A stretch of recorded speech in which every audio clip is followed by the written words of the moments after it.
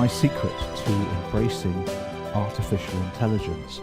Now, I read an article this morning on ChatGPT versus Google Bard. Google Bard, of course, is their version of ChatGPT, which is owned by Microsoft pretty much. Now, these large language models allow you to talk to the computer, and the computer talks to you via type or voice, and it can produce anything it wants to. It's like a friend who swallowed the internet. They know everything that the internet knows, which is pretty much everything in the world, isn't it? So you can get loads and loads of information from these things. And the problem is that a lot of financial advisors, mortgage advisors, either see this as a threat or as an ally. And that's the big problem at the moment.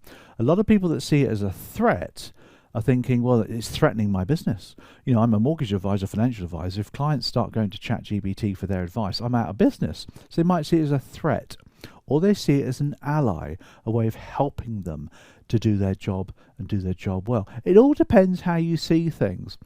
But the problem that we've got, particularly those advisors in their later years, so maybe the ones in their 30s, 40s, 50s, is they've always done their job in a certain way. They have this baggage. They always operate in a certain way, and it's very difficult for them to change, to adopt ChatGPT. I'll give you an example.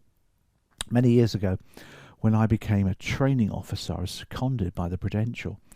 I was a sales guy there, and they seconded me into training. Let's go over to a different whiteboard for you here to give you some dates here. And we're talking here about the baggage thing, and what my concept is. I'll share that with you in a second. But in 1990 it was, I was just a young lad then, I was about 27, and I was drafted into a training department as a seconded training officer. And I was kind of like just young and new, and I didn't know much about it. Of course, everybody else there had been there for a few years. And one thing we had to do as training officers was to produce slides. Now, back then, the guys in the office got these Letraset gadgets. They were plastic gadgets. You fed a sticker thing through it, and it used to create letters and words, click, click, click, and the words would come out in a little sticker, and they would stick these onto paper and then photocopy those onto acetate, and that's how they made their slides. So it's words, you know, fairly accurate. And I thought, well, that's a bit of an old-fashioned way of doing it. I just bought myself a second-hand computer. I'd been working with computers since, 85, 86. But I bought myself a second-hand computer, an old XT it was, an IBM XT. And I had a printer as well, for thinking about that. And I used WordPerfect. I used Harvard Graphics. I had a very rudimentary desktop publisher. And I started to produce slides on desktop publishing, print them off, and photocopy them onto acetate. So I was able to do words, obviously, but graphs and bar charts, pictures scanned in, because I didn't know how to do it before. I didn't come with any baggage, you see. I came into the world of producing slides as a trainer, completely new to it. So I looked at what technology was available to me, and off I went. And that's the thing with artificial intelligence, or AI, is that the young people now don't have the baggage that we've got. So they're embracing AI for absolutely everything they do, and they don't think twice about it. They're just going for it. So it does make you think about it. And the problem we've got is that we've got this baggage. So the secret, my friends, is quite clear, and that is we need to unlearn. That's the phrase of the day. We need to unlearn what we've already learned before. But that's hard to do.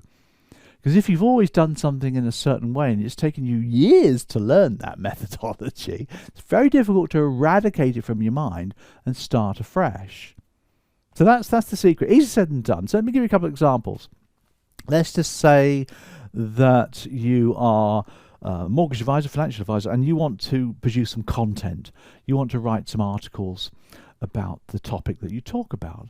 Now, in the past, you might well have done a bit of research, or you might just started to type or whatever, and you've produced the article and you proofread it, and then you send it off to LinkedIn or whatever and get it published. And that's probably the way you've worked for years.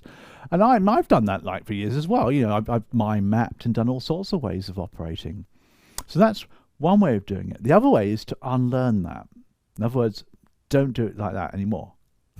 I'm not going to do it that way.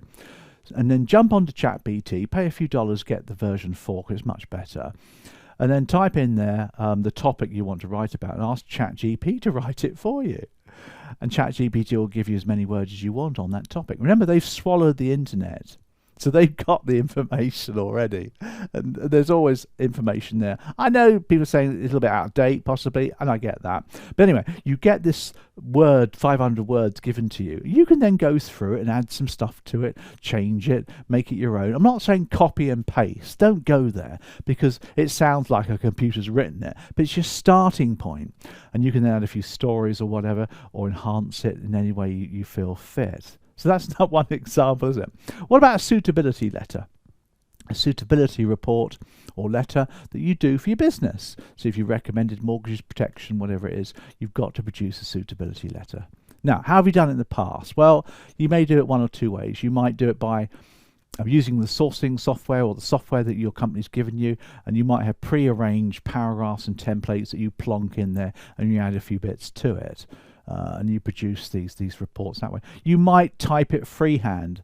Bearing in mind from the fact find you've done, you might go in there and actually type it up yourself, and then proof it, maybe send it to a paraplanner who then proofs it again, and you send it off to compliance. So again, unlearn that. So now you start to use ChatGPT. You type in ChatGPT, please give me reasons why somebody might want a personal pension, etc., etc. And they'll come out with some really good stuff. You'll be amazed what they come out with. Almost what your paraplanner might come out with if you've used them. Again, once you've got this information, you can then go in there and change it and amend it and squeak it, because you're the expert.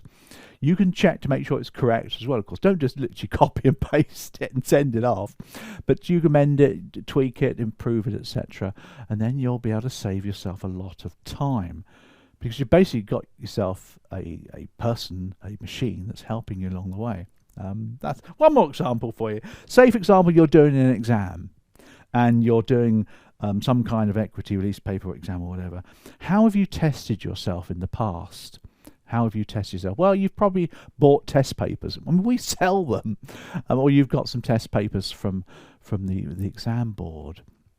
But no, you eradicate that and you say, well, okay, I'll use ChatGPT. So you can ask ChatGPT to test you, to ask you 5 questions with answers on the subject of home reversion plans. And ChatGPT will give you 5 questions with answers, so you can test yourself. You can even ask him or her to write a multiple choice question for you. ChatGPT, please would you create for me 5 multiple choice questions which require you to give me a question with 4 answers. 3 answers are wrong, 1 answer is correct. And name these A, B, C, D, and give me these questions based around the topic of taxation in later life or something. And it will do it for you. It will, and very well too. So you don't need to go buying exam papers, logging on, paying £100 or whatever, and start doing exams. You can do it yourself. It's all about unlearning. That's the secret. Unlearn how you've done things before, and then you can do it. I mean, hotel choices, key in there, give me 5 hotel options in Mayfair, London. And ChatGPT will do it for you. You don't need to go Google anymore, which is why Google's really scared at the moment. Things are changing so much. So that's unlearning. It's just an idea for you as well. But I do think, actually, when I go back to 1990, and there was me joining this training department, I must have been a right nightmare. I was a right little upstart. Well, I can imagine this bloke coming and telling everybody how to do it properly. But they were all interested in the slides that I produced, but it took them years to adopt things like Harvard Graphics and WordPerfect and stuff, because they had people in a typing pool that did all that. Shows how things have changed. But again, I joined AC without preconceived notions about how to do these things. Now, of course, I've got 50 years of baggage, so I have to get unlearn. But I must have been a right cocky little upstart with joining that thing. Makes me think about it anyway.